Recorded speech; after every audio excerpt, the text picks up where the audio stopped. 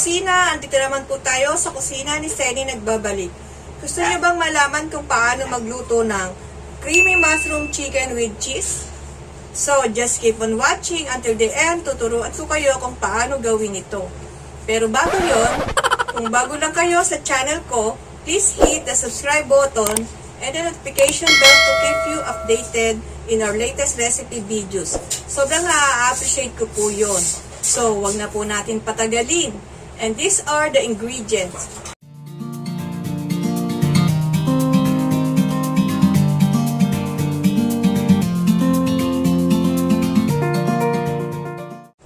So, let's start.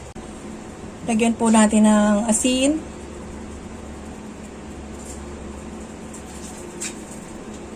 Then, paminta.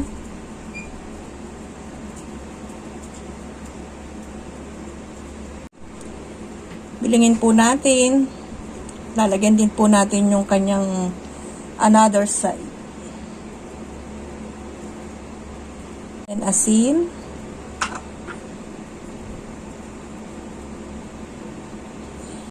Lagyan po natin siya ng mantika at painitin po natin. Lagyan din po natin siya ng butter. Half po ng butter natin.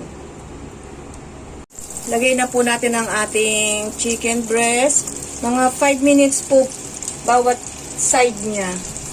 Balikan na lang po natin yan after 5 minutes. Ito po, bilingin na po natin at okay na po ang ating chicken. Another 5 minutes po ulit.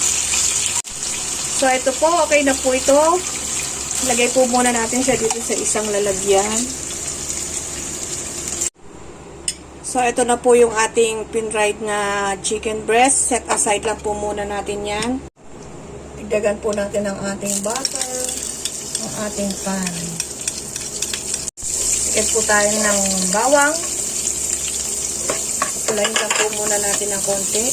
Ating sibuyas.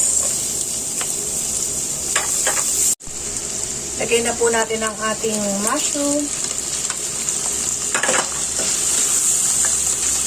Lagay po natin ang ating flour.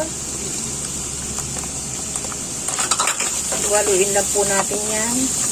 Lagay po tayo ng kaunting tubig lang.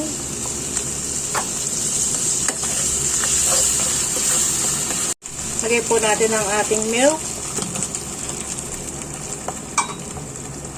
Lagay po natin. Then, ilagay na po natin tong ating chicken.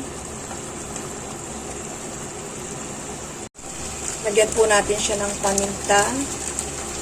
Then, ang asin. Nasa inyo po yung alat. Kung gaano kaalat po ang gusto ninyo. Konti lang po muna. Lagyan pa po natin siya ng tubig. Para mapalambutan po natin siya. Balikan po natin ito mga 8 minutes. Then, after 8 minutes, lagay na po natin itong ating Nestle cream. Then, lagay na po natin ang ating cheese.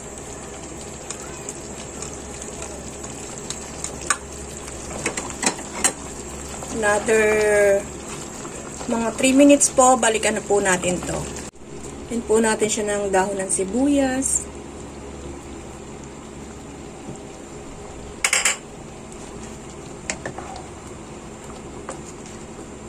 So, ito na po. Okay na po ang ating niluto. Patayin na po natin itong ating kalan. Tapos na po ang ating creamy mushroom chicken with cheese. Ay, napakasarap po nito. Siguradong panalo sa inyong mga anak. So, ito na po ang ating napakasarap na dish.